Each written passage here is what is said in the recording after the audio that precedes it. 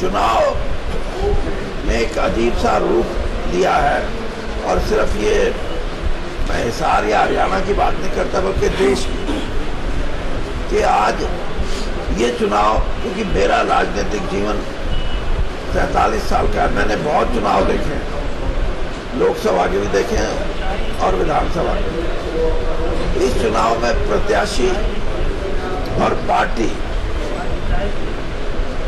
ये दोनों चीजों से महत्वपूर्ण चीज ये है कि देश का प्रधानमंत्री कौन बने। और ये अपने आप में पहली बार मैं ये देख रहा हूं कि मतदाता किसी भी सोच का हो, सोच का मतलब किसी भी आइडियोलॉजी का हो, उसके मन में ये है कि नरेंद्र भाई मोदी को देश का प्रधानमंत्री दोबारा से बनाया जाए। कई ये बात कहते हैं कि एक बार फिर बनाया जाए। मैं इस सेंटेंस से, इस शब्द से मेरी सहमति नहीं है। देश में आज जो गति विकास की दी है, जो गति विकास की जो दी है नरेंद्र भाई मोदी के नेतृत्व में, उसका अभिप्राय ये लगाया जा रहा है कि विकास का जो डेफिनेशन है, विकास को परिभाषित एक अलग रूप से किया गया है, और वो ये कि विकास बदलाव के साथ। और ये बहुत बड़ी चीज है। इसीलिए जो अभी तक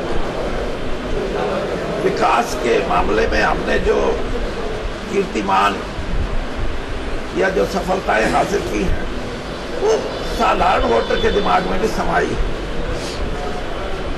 और उसका एक नहीं, मैं आपको 10 कारण दे सकता हूँ, लेकिन मैं ये समझता हूँ कि जैसे मैंने कहा कि इन सारी चीजों को भारत का जो मतदाता है, खासतौर पर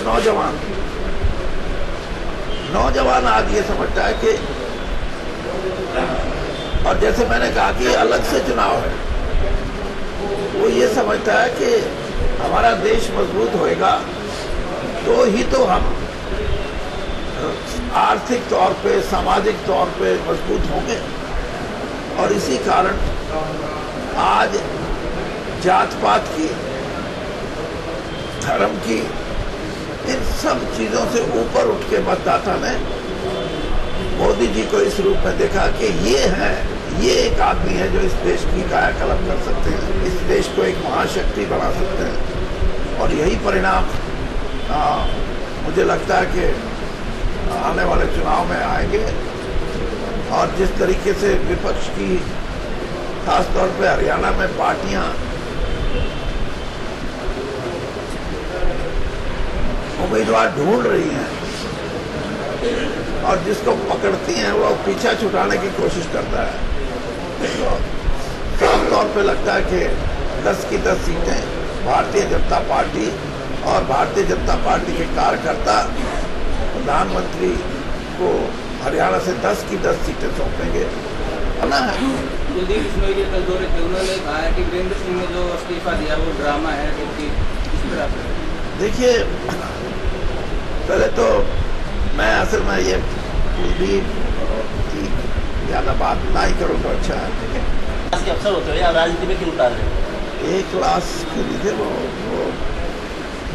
एक तो मैं नहीं, आप तो शायद छोटे बच्चे हो गए जब मैं 35 साल पहले यहाँ चुनाव लड़के जीता था।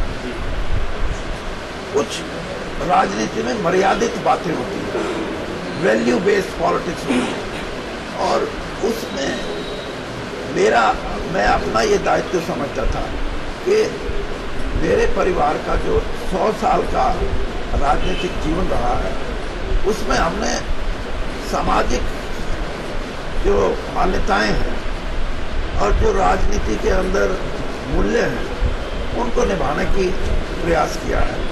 और इस दिशा में मैंने ये सोचा कि मेरा बेटा, पहले तो उसकी सलाह लेना ही जरूरी था, क्योंकि आजकल परिणाम है।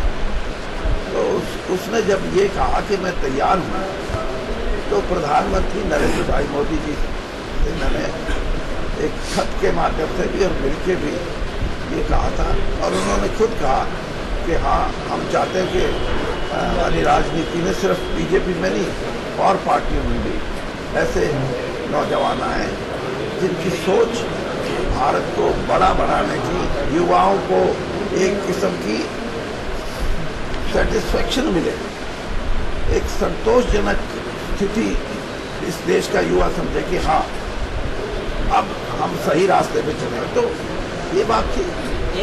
जैसे मैंने अभी थोड़ी देर पहले कहा कि जो पार्टी जातीय आधार पे अपनी ताकत स्थापित करती है या करने की कोशिश करती है, उसका अंत जब आता है तो फिर ऐसे ही गठबंधन वो अंत की निशानी है।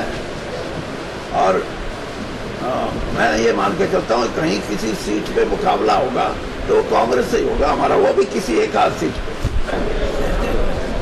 इनेलो कुछ रहेगी तो कुछ, अब इनेलो का अस्तित्व खतरे में है।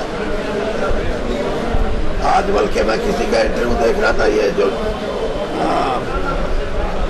जेल से आए हैं छूट के फरलो पे, अजय चौटाला साहब, वो कहते हैं कि हम दोबारा मिल सकते हैं अगर हमारा दादा अपनी गलती का एहसास करे। तो जो अपने बाप पे इतना बड़ा इल्जाम लगा सकते हैं कि, और जिस तरीके से उनको पैरोल मिली, और ओम प्रकाश चौटाला साहब जो 83-84 साल के, 86 साल के, अरे कम से कम पैरोल के मामले में तो एक हो जाओ। इतना बुरा बर्ताव अपने बुजुर्गों से करना कोई अच्छी बात नहीं है। और यही बात है, मैं आपको बता रहा हूँ कि आज उनका मतदाता ये सोच रहा है कि हमने जिन लोगों को 40 साल तक साथ दिया है, उन्होंने अपने पारिवारिक जीवन को साथ जोड़ने में भूमिका अदा नहीं की, उनमें ही वो फेल हुए, तो हमारा क्या करेंगे। इसलिए आप जो कह रहे थे ना क्या रिजल्ट आएंगे, आप देखना, यानी रिजल्ट नहीं है, एक तरह से एक बदलाव आएगा हरियाणा की राजनीति में, और भारतीय जनता पार्टी एक मजबूत, एक ऐसी पॉलिटिकल आउटफिट बन के उभरेगी जिसमें जनता का एतमाद होगा, पूरा विश्वास होगा।